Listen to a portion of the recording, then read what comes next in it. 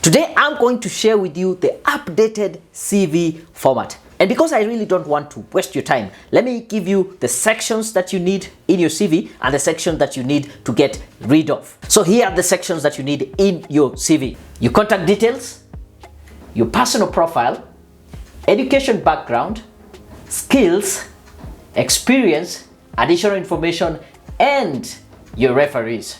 The sections that are out of date, you no longer need them in your CV. We have your biodata, career objectives, and job responsibilities. And I'll share with you what you need to replace them with. So without further ado, let's get started.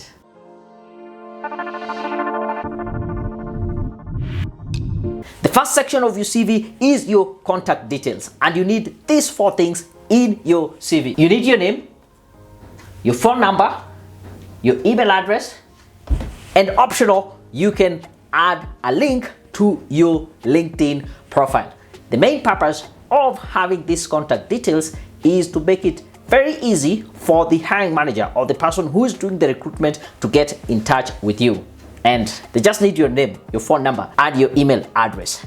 In this day and age, I'm yet to see anyone who is invited for an interview through their postal address. And something else about your postal address, it might actually bring in some bias, because if you show PO Box Kisumu and this job is needed in Mombasa, someone might think, oh, I really don't want to stress this person to come all the way from Kisumu to our interview in Mombasa. And probably you are right there with them in Mombasa, or you write PO Box Nairobi, and this is a position for a place maybe located in Kajiado.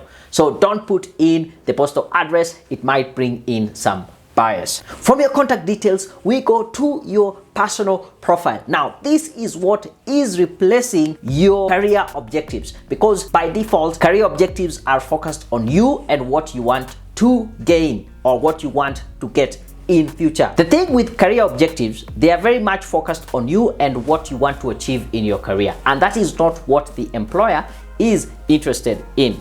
But your personal profile, this is a short paragraph summarizing your career, your experience, qualifications, skills, and capabilities. It's like the short form of your CV in one paragraph.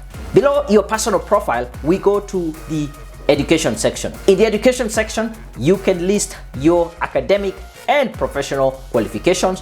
What you need to mention here is the year or the period that you're in, what institution, and the kind of qualification you got from there. Start with the most recent, going towards the older qualification. If you have anything beyond maybe your first degree, your master's, you don't need to include anything like your high school, your primary school, and such low level kind of qualification, because they don't have any reflection in terms of your ability to work. Now, you can interchange your education skills to come much later, and I'll talk about that. But in this case, below your education section, then we go and talk about your skills. When you talk about soft skills, these are skills that will cut across any career that you're in. Something like communication skills, leadership skills, irrespective of which career you're in, you might need these skills. Also focus on hard skills, which are the technical skills in your career. An accountant will have different technical skills from an engineer and from someone who is doing sales and marketing. Still, under your skills, if you have evidence to support that you have these skills, this will be very key. And also think about these skills as being the thing that will separate you from the rest. Then the next section that you need is your experience. And when you're talking about your experience, start with the most recent, going to the older ones. Indicate the time when you started and when you ended, or if it is ongoing, the organization that you're working for, and the position that you held in that organization. Rather than just listing the responsibilities that you had, I want you to focus on achievements. Because achievements, again, they are the things that will separate you from the rest. There's a difference between your responsibilities and your achievements. The responsibilities are the things any other person in that position will still be doing. But achievements are very unique to you. You can think about achievements in these 3 categories. Number 1, anything that you did to save time and money for the organization. It might be something you did to make the process more efficient such that it takes less time or less resources. And the other thing you can think about is anything that you have done that has a lasting impact on the company, the employees, or the customers that you serve. I also want to mention that here at Career Point Solutions, we offer free CV review. So if you're there and already some of the things I've mentioned, you feel like, oh, I think my CV is missing that, or I need to add this or remove this, send us your CV for a free review. Just head over to www.careerpoint.co.ke/CV review. There you get an opportunity to submit your CV for a free review. One of our friendly career coaches will give you a call and get in touch with you to find out what are your career goals and how we can help you achieve them. Remember, this is a free service. Head over to careerpoint.co.ke/CV review. Moving on, the next thing that you need to put on your CV are additional information. Now, this is any and everything that you think will be able to add value to your application and show how you are a well-rounded person. This will include awards that you have been given, workshops and trainings that you have attended, leadership position that you have held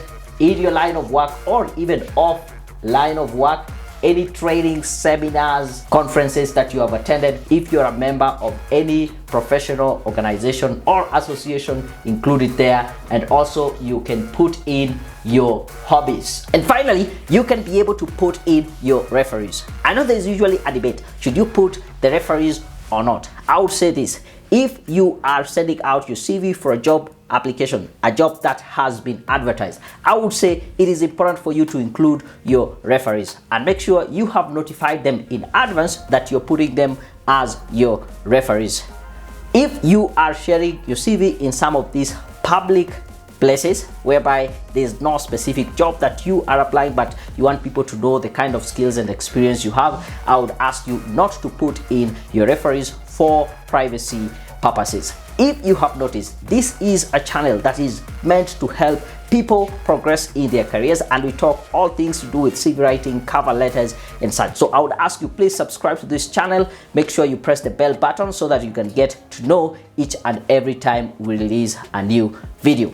And to help you is that job application. I want you to take a look at this video on how to write the perfect cover letter. Make sure you like the video, subscribe to the channel and leave a comment. And also let me know which section did you really learn about that you didn't have in your CV, and what is one of the sections that is outdated that you still have in your CV that you need to kick it out. I'll be happy to know. Until my next video, I'm out.